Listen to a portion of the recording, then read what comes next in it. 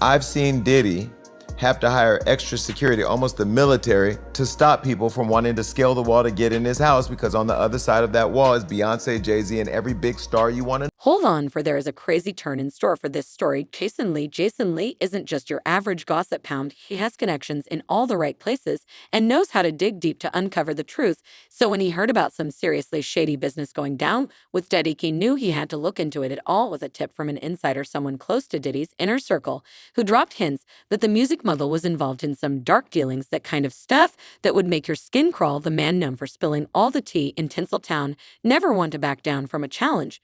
Jason Lee chose to pursue the trail and see where it led. He began by inquiring and making contact with his network of contacts, and gradually the pieces began to come together. Jason Lee found evidence of Diddy's purported involvement in some really suspicious industry secrets, the kind of things you only read about in scary movies. But here's the problem. Jason Lee has been constructing a case, and he isn't going to sit on this knowledge. He is prepared to blow the lid off this scandal and reveal the truth to the public. He's been gathering information and testimonies from insiders, and now he's prepared to reveal the greatest revelation of his career. Precisely what did Jason Lee discover on Diddy's sinister sacrifices? That's the million-dollar question, isn't it? But one thing is certain: this is the kind of revelation that will rock the entertainment business to its foundation. Additionally, Jason Lee is about to reveal another shocking revelation that will challenge everything you've ever believed to be true about the cost of fame and fortune in Hollywood. That moment, I had a choice to show up and be me, and I did. But it's not the old me that would have lost it. Yeah. And just put it all out there for everybody else to watch without context, to go, gotta stay away from that guy. You know, so that's the part of the evolution that I'm on. I don't know if it's therapy, I don't know what it is, but I'm happy with it. You said there's a difference. You call yourself a culture critic, Yeah. not an entertainment journalist. Right. What's the difference? Well, for me, remember, was it Ebert, Siskel and Ebert, where they used to watch movies and they used to have their critic of it? You know, I watch the industry play out. I watch entertainment and politics play out, and I have an opinion for it. A journalist, they don't really have opinions, in my opinion. They're writing a story, they're telling a story without putting their opinions on it. I like to have an opinion. I've never written a story on my website. I don't write stories. I have writers that do that. I have social media. I don't post on Hollywood Unlocked. My writers, they do all of that. They have editorial discretion, do whatever they gotta do. Of course, within the guidelines I've set, and if there's any questionable thing, they'll ask and I'll say yes or no. But when it comes to my opinion, I get my notes of what the topic is, and then I just say what I think. Very rarely go through all the notes. You started Hollywood Unlocked in 2015. Yes. With who? Me. Now, in 2024, how many employees do you have? Oh, now I have there's probably total like 14. Yeah. Because now we have a chief revenue officer who's focused on bringing in revenue. We have a chief financial officer who's responsible to make sure we're managing the money right, and the cap table and this investors and this and that. And then, you know, we have, we just launched Healthcare Unlocked, which is a whole healthcare initiative to get Americans healthier, because people don't know that there's $0 healthcare options affordable to them. And now for people that have been kicked off of Medicaid, the government kicked off like 11.5 million people off Medicaid. We're helping to sign those people up through working with celebrities to promote that, getting America healthier again. So there's different parts of the business. It's evolved from a website and a social media page to a show to original content. And now we're, looking at the tech side and developing our app and our network. We have an award show, which you should come to June 21st. It's Fly at the Beverly Hilton. We're evolving. There's so much more we want to do. So, out of everything you could have covered, what was your need to cover the culture, or pop culture, so to speak? Because look at what's happening to Diddy right now. I'm not saying Diddy did it. I'm not saying Diddy didn't do it. And I'm not gonna say no Diddy. That's the whole joke online right now. But when you look at it, we cannibalize our own more than they do. For sure. We will cancel us before they do, and we will make ourselves the laughing stock, not understanding we're really doing the layup for it to happen to somebody else, right? You saw when Kanye got canceled for doing what he did, and what he did was very reckless in how he decided to articulate his thoughts. But then you saw how easy it was for people to try to go after and kill Kyrie for retweeting something that existed on Jeff Bezos' website. right? Nobody ever mentioned Jeff Bezos. So, when I look at the application to cancel culture, when I look at the storytelling and how they used to vilify Floyd, and here I am on the jet with this man, super generous, looking out for everybody, inspiring kids everywhere we go, all over the world, people know him and are inspired by him. But to vilify him or make a mockery out of him or to do this and that, I'm like, there has to be a platform that has a little bit more responsibility. You can still be critical, but you got to be fair and you got to be even-handed in how you hand it out. So that's what I thought I wanted to do. So as a critic, it was Charlemagne who said, because he was somebody else I looked up to, and you see his evolution from when he was with Wendy to now, I looked at him, he said, man, it's really hard for me to tell what you are, but if anything, you're a culture critic. So I called my attorney and I said, trademark culture critic, because that's what I am. And then now that's what because they would say, oh, he's a blogger. How you gonna call me a blogger and put me in not that there's anything with being a blogger, but that's your way of minimizing my impact, or that's your way of minimizing my power. That's your way of minimizing my influence. And dumb people will buy into that shit. I'm way bigger than that. Because there's people like, the people that had the Wendy Williams show that told me I wasn't big enough to host her show. Then I went out and built the show that was making more numbers than with Sherry, shout out to Sherry, I love her show now, but when she first came out the gate, I killed her in the numbers. And I didn't have the big infrastructure of a network behind me and, all these advertisers. It was just me, my 3 people, and a studio I built, and we killed them, crushed them with Cardi B first episode. So I look at it like, again, being a culture critic, you have a responsibility to the culture while being critical to also protect it and make sure that other people recognize that. I feel that. I mean, granted, you're here on set of Funky Friday, funded by yours truly. And I've always said this many times, that what I penetrate or project into the world is something that I want people to see authenticity. I want people to see like, yo, bro, I care to tell the truth. And I want to be very relatable to the people who I want to impact. You just can't put me in this corner to say like, oh no, don't say that or don't do that. It's like, no, bro, I want to give hope to people by saying you can still make it by being yourself. Yeah. And we're living in a very sensitive world, might I add. But at the same time, being fake is popular. Being real is castrated. It's really scary. It's really scary. Like, I don't post on social media like I used to anymore because I understand the weight of my influence and the words I use. Right. But there are times I'll look at things happen and I want to go say something, but I choose now to only do it if it's in my podcast or on my show. It's a part of my show. Right. Because if I go say it on Instagram, it hits different. People go, But we are living in a world where everybody's ultra sensitive. And this is the craziest part of how we're all trained to become enslaved to the bullshit. You want that brand endorsement, you got to fall within the guidelines or fall within the culture of this brand. Well, if your opinion or your free thought doesn't fall within the guidelines of a brand that's going to pay you, that means you're paid for your thought. So you're really not a free thinker, you're a slave. And so I don't have all the deals I could have, and I'm going to get deals because they're being offered to me now, but I keep telling everybody, if you want me to work with you, you're going to have to understand the level of freedom that I operate in. I'm going to have to be able to say what I think, what I feel. And here's the scary part about it. Howard Stern can do it.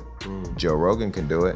But if you black and brown and you do it, no, you didn't think that noose was off your neck. You better get back over there and sit down. See, that's why I love it. They can't get me. And as soon as I feel like they're going to get me, like Tamara Hall. I don't really hate Tamara Hall. She's beautiful. She's a wife, mom, and all that.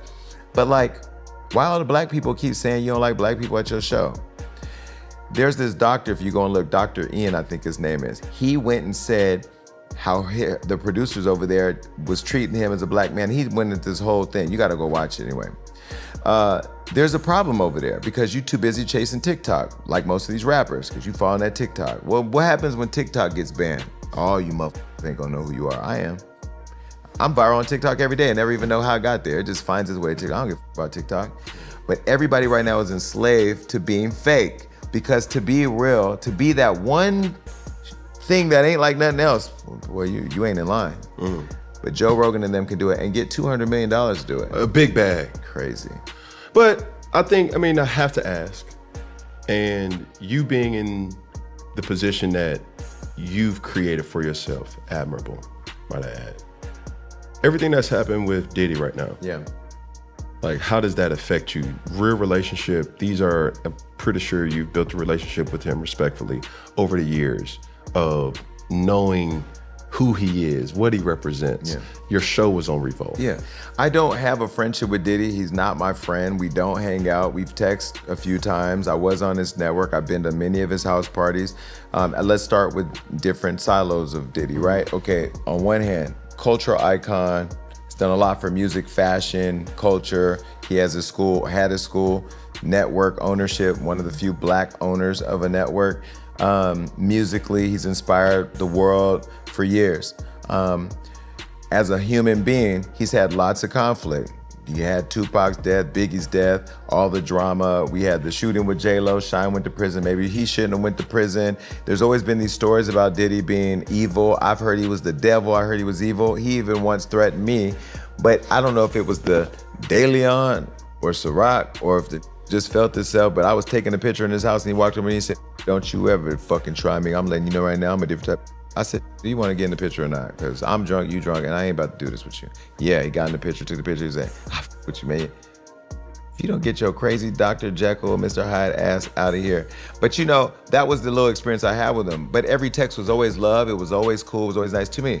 When I see him and Cassie together, I have a video somewhere on one of my Snapchats, them dancing through the house and having a great time, all love. I mean, I've seen Diddy have to hire extra security, almost the military, to stop people from wanting to scale the wall to get in his house because on the other side of that wall is Beyonce, Jay-Z, and every big star you want to know.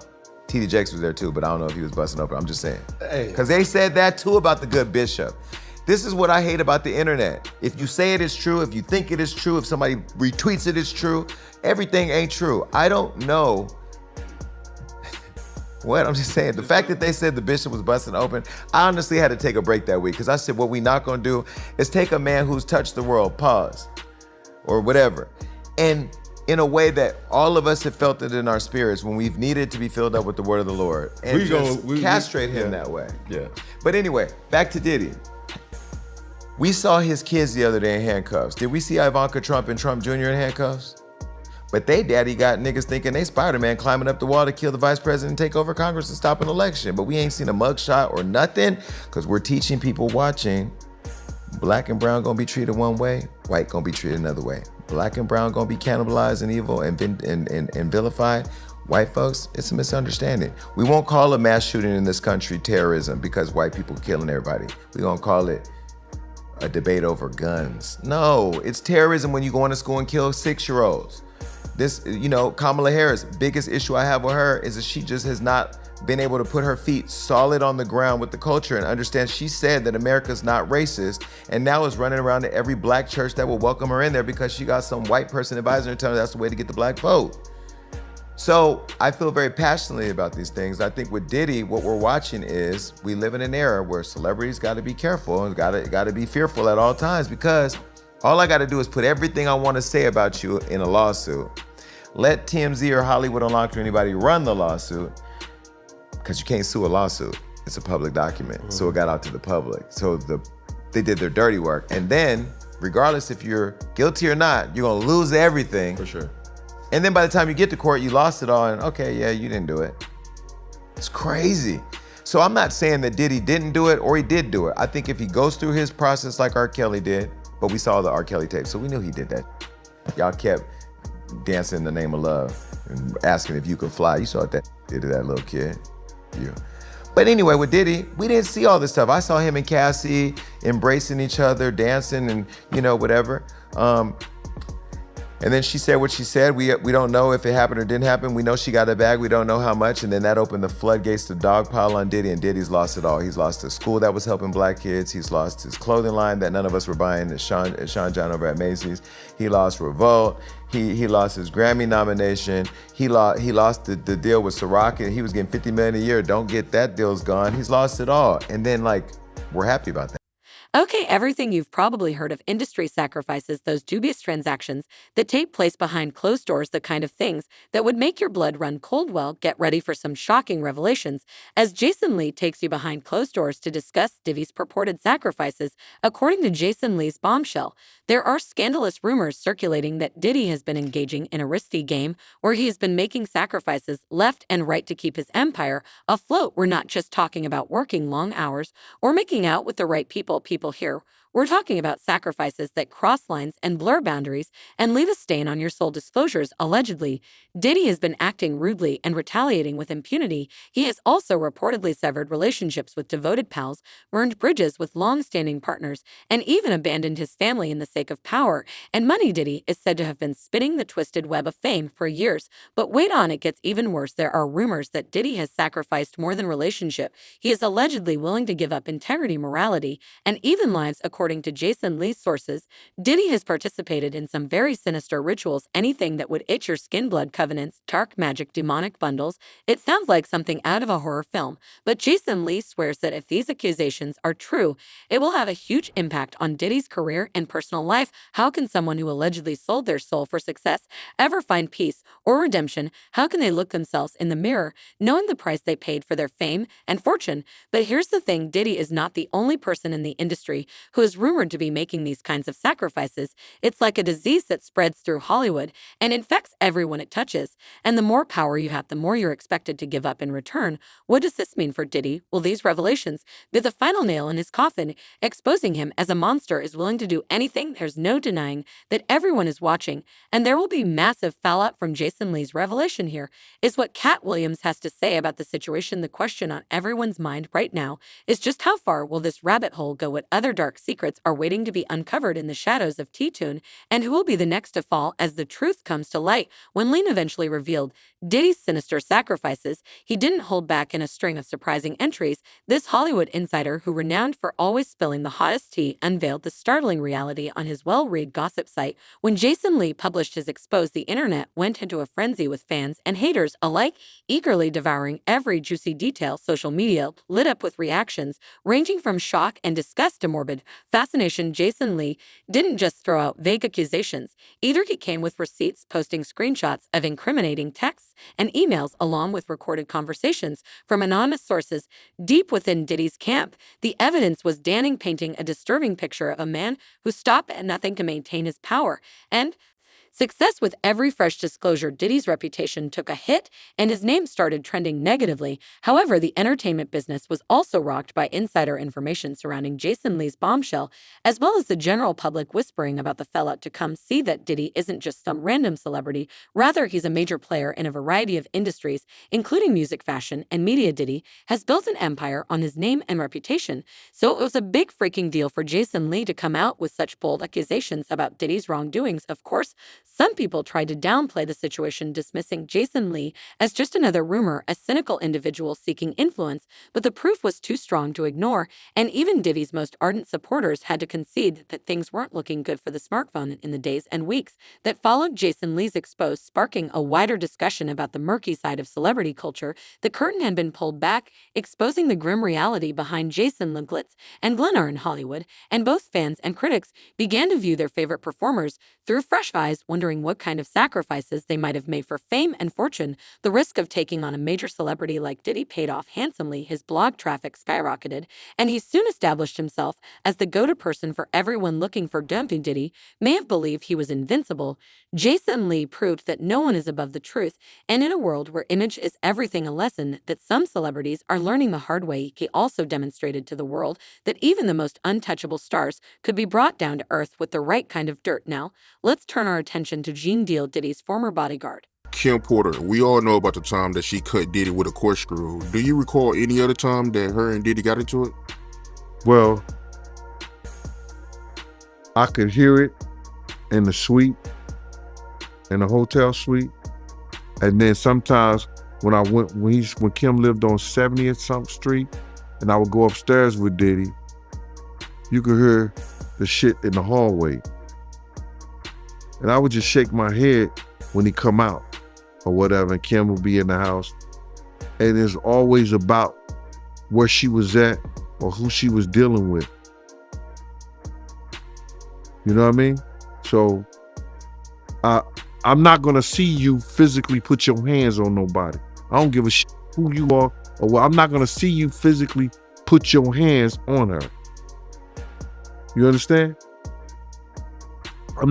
That's not gonna be me. You know, first of all, I can't. The position I was in, you understand? Investigator for child abuse, worked for Elite Investigations, New York State parole officer. I'm mandated to do something. You understand? I'm mandated to do something. If she says, yo, his bodyguard was right there, but I'm still moonlighting. I'm moonlighting as his bodyguard. I'm working as his bodyguard, but I still have that other function as a state officer. I'm mandated to do something. And because the type of dude I am, I'm going to do something anyway. If you don't want me there, it's all right. It's all good. He could have fired me when I told him I'm going to whoop his ass when he said something to his mama like that. He could have fired me then. It didn't make no difference if he did or he didn't. At the time, I'm Gene. I'm Big Gene. He need me more than I need him. I had the 2 biggest cats, the 3 biggest people in New York City behind me. Chaz Williams, Slick, and K Slay. You understand what I'm saying? All those guys representing me, I'm on their team. So he needed me more than I needed him. Because they're not gonna do nothing to him. They're not gonna push him because they know, oh, that's Chaz man with him. That's K Slay man with him. That's Slick man with him. You understand?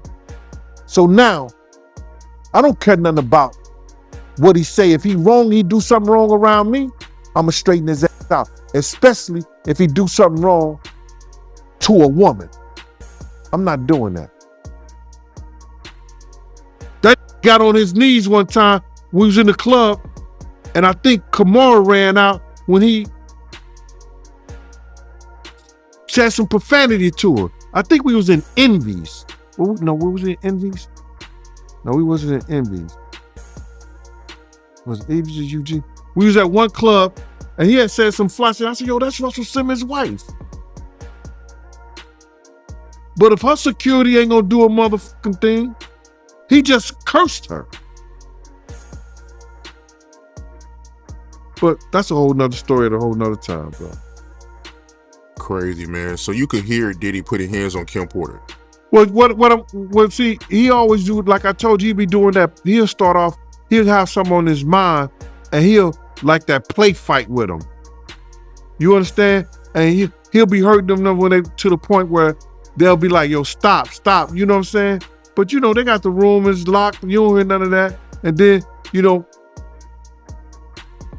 Kim would walk out in her white robe, and you could see it in her face. But what are you gonna do? Right. I always wanted to ask you this, man. Do you know anything about these after parties that Diddy be having? Which after parties? There's a lot of after parties. There's a lot of after parties for a lot of different reasons. There's after parties if we doing it at the hotel after we do a party, or there's after parties after the after party. You understand? right. I guess the one people talk about is the after party. Well, those will be when him and somebody that he needs something from or wants something from, and he'll get those girls and he'll line them up with him, and they'll all go in the same room. And about the end of the next morning, he done got what he need and got what he want. Because 9 times out of 10, he done put those people in a position, in an awkward situation, that they're gonna have to give him what he want. What you mean by that? Go more into detail about that.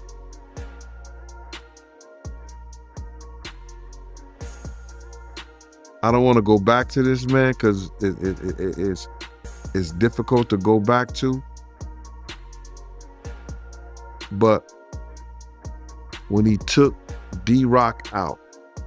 That was Big's man, pots and pan. And D-Rock understood.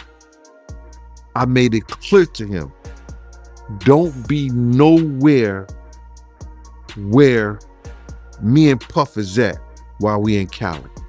Y'all don't come nowhere. D-Rock shook my hand and said, bet that. I come to find out years later through a statement that Clark Kent made that D-Rock and Puff made plans to take Big to that party at the museum that Big lost his life. That came out, super producer, executive Clark Kent's mouth. I knew that to be true because Puff took D-Rock out. The convergent impacts of Jason Lee's The Entertainment Industry has been rocked by revelations about Diddy Stark's sacrifices, which have had far-reaching and profound effects. Fans and industry insiders alike have been forced to reevaluate their assumptions about one of hip-hop's biggest muggles. Word on the street is that this scandal is only the beginning, with rumors circulating about other celebrities, involved in similar shady dealings. You being around Diddy, right? You know, you was working for Diddy for a long time. You seen a lot. You know, you told me that he was a swinger, you know, him being a part of orgies. And out of curiosity, right? You know, you being around Diddy so long, I'm sure at some point he offered you something. Have he ever offered a female to you or offered you to join an orgy or anything?